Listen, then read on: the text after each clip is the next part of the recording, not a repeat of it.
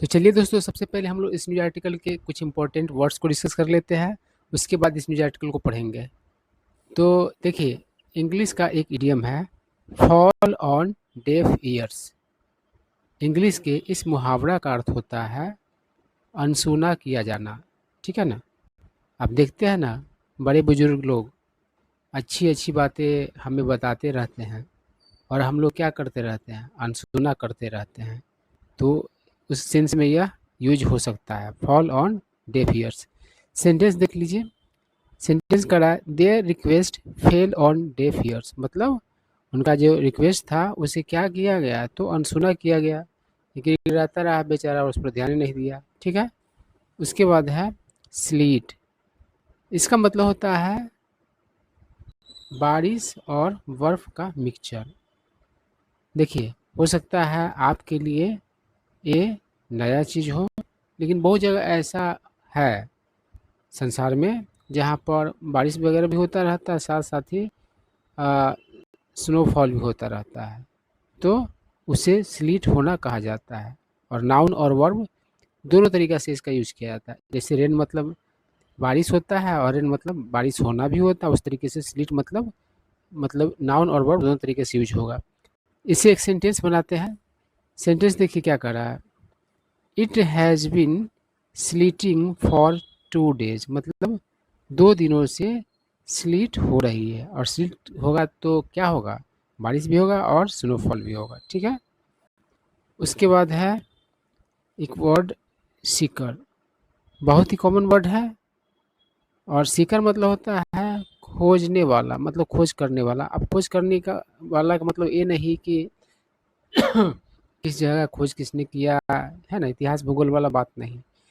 यहाँ पर सेंटेंस नहीं, कुछ वर्ड्स के साथ आता है सीकर का यूज, उससे आप समझ लीजिए। जैसे कि है अटेंशन सीकर। तो अटेंशन सीकर जो रहता है वो अटेंशन खोजने वाला व्यक्ति होता है। वो चाहता है कि जहाँ भी जाए उसको अटेंशन मिले। ठीक है ना। आप लोग सुनते ही होंगे इसको, अटेंशन सीकर को। उसके बाद है जॉब सीकर, मतलब जॉब खोजने वाला, है ना। जो जॉब की तलाश में है, जॉब चाहता है, उसे जॉब सीकर कहा जाता है। ठीक है ना। तो सीकर का मतलब होता है खोजने वाला। ठीक है ना। उसके बाद है डिप्लॉय। डिप्लॉय का मतलब होता है तैनात करना। एक सेंटेंस देख लीजिए डिप्लॉय पर क्या कर रहा है, police have been deployed everywhere to थ्वाट द प्रोटेस्ट। अब देखिए, एक वर्ड है थ्वाट। थ्वाट का मतलब होता है विफल करना, है ना, बिगाड़ देना। ठीक है ना। जैसे कि मैच को कई बार बारिश क्या करता है, थ्वाट कर देता है। और आप चाहते हैं कल घूमने जाए और बारिश हो जाती है। बारिश हो गई तो क्या हो गई, आपका जो प्लान था घूमने का वह क्या हो गया, विफल हो गया। ठीक है ना। प्रोटेस्ट मतलब क्या होता है, विरोध करना, है ना। विरोध वगैरह आप लोग देखते ही रहते हैं कि कई बातों को लेकर के होता रहता है जनता के द्वारा। ठीक है ना। और एक बात और है यहाँ पर ध्यान देने वाला, देखिए पुलिस जो है ना, इसके साथ हमेशा प्लूरल वर्ब का यूज़ किया जाता है, हैव का यूज़ किया गया है, हैज़ का यूज़ नहीं किया गया है ना। आ, और इससे हम बना दे पुलिस मैन, तो फिर सिंगुलर वर्ब यूज हो सकता है। पुलिस मैन फिर कर देंगे तो क्या हो जाएगा, प्लूरल वर्ब यूज होगा। तो एक ग्रामर का पॉइंट है और इससे रिलेटेड क्वेश्चंस कर दिए जाते हैं डिफरेंट एग्जाम्स में। तो इस बात का ध्यान रखना ज़रूरी है। अब देखिए क्या कह रहा है, पुलिस मतलब तैनात किए गए हैं हर जगह प्रोटेस्ट को विफल करने के लिए, है ना, मतलब उसे नाकामयाब करने के लिए। ठीक है ना। चलिए आगे बढ़ते हैं। एक वर्ड है इवैक्यूएट। इवैक्यूएट का मतलब होता है खाली कराना या फिर खाली करना। ठीक है ना। कहने के सेंस है कोई जगह होता है वहाँ पर कोई खतरा वगैरह होता है तो उसको इवैक्यूएट मतलब कि किया जाता है ना। या आदमी खुद, लोग खुद ही क्या करते हैं, इवैक्यूएट कर देते हैं उसको, है ना। नहीं तो फिर खतरा मोल लेना कौन चाहता है। सेंटेंस देखिए क्या कर रहा है, police evacuated the hostel because of security concerns, मतलब कि पुलिस ने हॉस्टल को खाली कराया सुरक्षा मतलब चिंताओं से, सुरक्षा के कारणों से। ठीक है ना। उसके बाद है स्टैंडर्ड। स्टैंडर्ड का मतलब होता है फंसा हुआ होना। फंसा हुआ होने का मतलब है सेंटेंस देख लीजिए, समझ में आ ही जाएगा। क्या करा, they had been stranded at the railway station since morning, मतलब वे लोग रेलवे स्टेशन पर फंसे हुए थे सुबह से। कहने मतलब है ना, अब ठंडा वगैरह का टाइम रहता है तो देखते हैं ट्रेन का टाइम रहता है 8 बजे सुबह में, और आप वहाँ पर चले गए, अब पता चला कि रात के 8 बजे ट्रेन आई, है ना। तो उतना देर तक आप रेलवे स्टेशन पर स्ट्रैंडेड रहे, मतलब फंसे हुए रहे। ठीक है बात। तो और एक बात और है दोस्तों, देखिए परफेक्ट कंटिन्यूअस टेंस जो होता है तो उसमें एडजेक्टिव का भी यूज करके सेंटेंस बनाया जाता है और वी फोर का यूज करके भी सेंटेंस बनाया जाता है। ठीक है ना। जैसे अगर मैं कहूँ आई हैव बीन टीचिंग, है ना, यहाँ पर हैड बीन है तो पास्ट का, पास्ट परफेक्ट का है, मैं प्रेजेंट परफेक्ट का बोल रहा हूँ। और मैं बोलूँ I have been teaching for 10 years, इसका मतलब क्या हो जाएगा, मैं 10 वर्षों से पढ़ा रहा हूँ। ठीक है ना। और अगर कोई आदमी कहेगा he has been ill for 5 days, इसका मतलब क्या हो जाएगा, वह 5 दिनों से बीमार रहा है ना। तो इल क्या हो गया, एडजेक्टिव हो गया। तो इस तरीके से आप सेंटेंस में मतलब कि यूज कर सकते हैं वी फोर का भी या फिर एडजेक्टिव का भी, और इस तरीके से आप परफेक्ट कंटिन्यूअस का सेंटेंस बना सकते हैं। ठीक है बात। चलिए आगे बढ़ते हैं। फॉन्डली, फॉन्डली मतलब प्यार से, स्नेह से। सेंटेंस देखिए क्या कर रहे, पीपल फॉन्डली कॉल हिम माही, मतलब लोग उसे प्यार से माही कहते हैं, पुकारते हैं। ठीक है। उसके बाद है कैलेमिटी, इसका मतलब होता है आपदा, आफत। सेंटेंस देख लीजिए, कर द कैलेमिटी रून्ड द एरिया, मतलब कि उस आपदा ने उस क्षेत्र को क्या कर दिया, तो बर्बाद कर दिया, तबाह कर दिया। ठीक है ना। रून मतलब क्या होता है, बर्बाद करना, तबाह करना। ठीक है। और किसी आदमी को भी कोई रूल कर दिया तो क्या कर दिया, तो बर्बाद कर दिया, तबाह कर दिया, है ना। और बुरा संगत जो होता है रून ही करता है आदमी को। ठीक है बात। उसके बाद हो गया स्वयं, स्वयं का अर्थ है, इस न्यूज आर्टिकल में है पानी से भर देना। ठीक है ना। और स्वयं का अर्थ दलदल भी होता है। ठीक है ना। मतलब कि पानी किनारे का जगह सब जो होता है वह स्वयं ही होता है। ठीक है। उसे मार्स भी कहा जाता है, और स्वयं का पानी से भर देना भी होता है। सेंटेंस देख लीजिए, क्या करा है, द डाउनफॉल, डाउनफॉल मतलब क्या, भारी बारिश, है ना। स्वैम्प्ड द सिटी, मतलब उस डाउनफॉल ने क्या किया, तो उस सिटी को पानी से भर दिया। ठीक है। उसके बाद है पेरिस, पेरिस का मतलब होता है अ, नष्ट होना या फिर अ, बर्बाद होना। जैसे कोई खाद्य पदार्थ है पेरिस हो गया है, बहुत सारा खाने पीने की चीज़ पेरिसेबल है तो नष्ट हो जाते हैं, सेब वगैरह ये सब देखते हैं कार्टन में रहता है, बहुत दिन के बाद क्या हो जाएगा, खराबी हो जाएगा, पेरिसेबल है वो सब चीज़। तो वो सेंस होता है पेरिस से पेरिसेबल बनता है।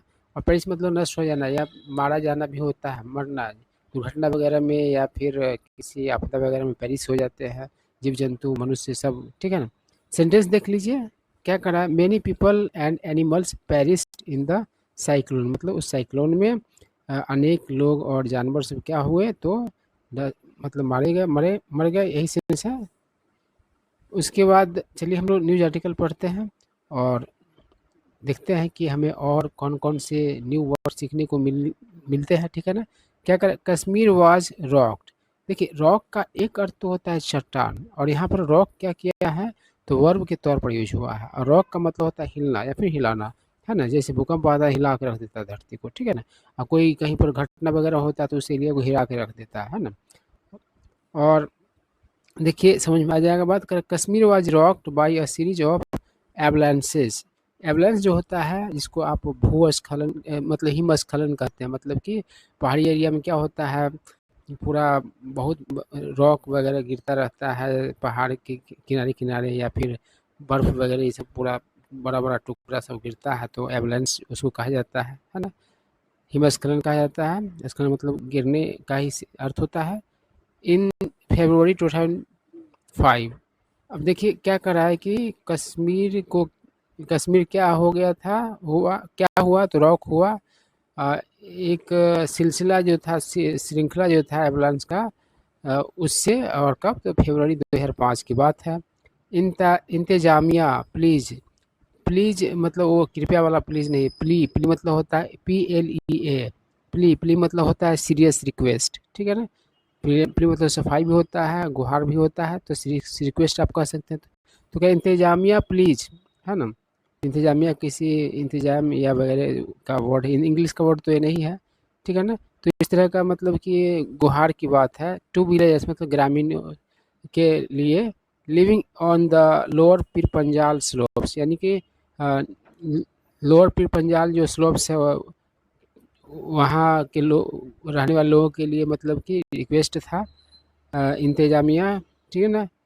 अब देखिए पीर पंजाल आप लोग मतलब कि ज्योग्राफी में पढ़ते ही है, इससे अवगत होंगे। स्लोप मतलब ढलान होता है, और वहाँ के लोगों को ये जो है इंतजामिया जो जो गुहार था किस लिए, तो शिफ्ट करने के लिए, हम उस जगह से हटने के लिए।